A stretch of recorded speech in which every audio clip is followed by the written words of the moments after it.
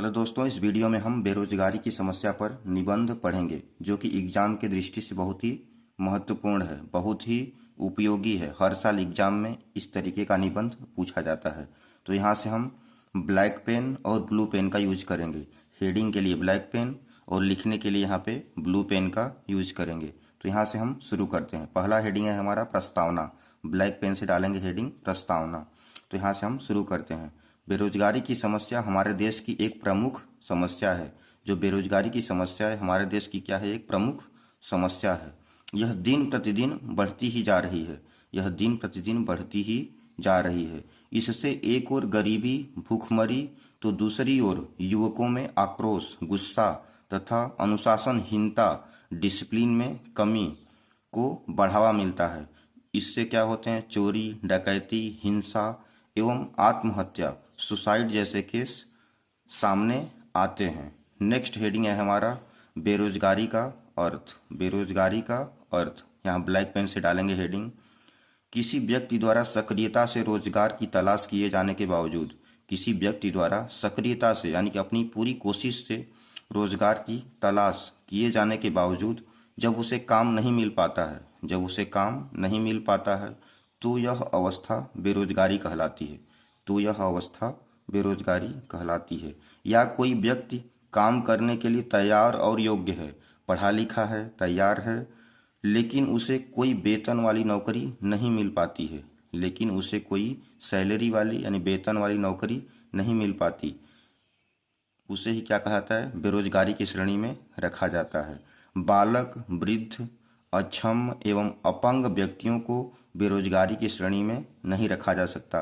जैसे कोई बालक है, वृद्ध बूढ़ा आदमी है, अक्षम व्यक्ति है या अपंग व्यक्ति को बेरोजगारी की श्रेणी में नहीं रखा जा सकता, क्योंकि वो काम करने के योग्य नहीं है, क्योंकि वो काम करने के योग्य नहीं रहता है, इसलिए उनको बेरोजगारी की श्रेणी में नहीं रखा जाता है। नेक्स्ट हेडिंग है हमारा बेरोजगारी का कारण। बेरोजगारी के क्या मुख्य कारण है?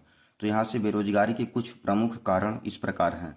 जैसे जनसंख्या में तीव्र गति से वृद्धि, जनसंख्या जो है तीव्र गति से बढ़ रही है। शिक्षा का अभाव यानी कि पढ़ाई लिखाई का अभाव।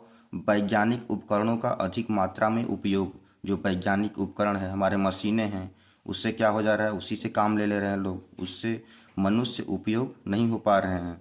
अनेक प्रकार की मशीनों का निर्माण, जो अनेक प्रकार की नई नई मशीनें उपयोग में लाई जा रही हैं। भारी संख्या में शरणार्थियों का आगमन, यानी कि भारी संख्या में शरणार्थियों यानी कि विदेशों से व्यक्तियों का आगमन। मानसून की अनियमितता, मानसून जो मौसम है। श्रम की मांग एवं पूर्ति से असंतुलन, श्रम की मांग एवं पूर्ति से असंतुलन एवं सरकारी नौकरी में कमी। पूंजी की कमी, आर्थिक उतार चढ़ाव, जाति व्यवस्था इत्यादि, यही क्या है? मुख्य बेरोजगारी के कारण है। यहाँ से हमारा नेक्स्ट हेडिंग है बेरोजगारी रोकने के उपाय। हमारे बेरोजगारी किस प्रकार से हम रोक सकते हैं?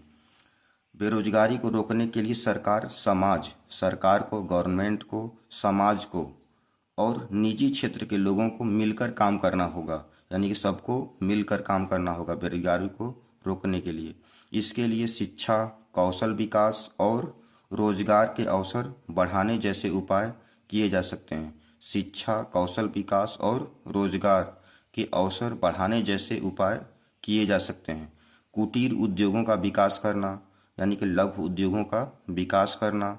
देश में व्यापक स्तर पर औद्योगिकरण, यानी कि इंडस्ट्री, कंपनियां, फैक्ट्रियों को लगाना होगा, शुरू करना होगा।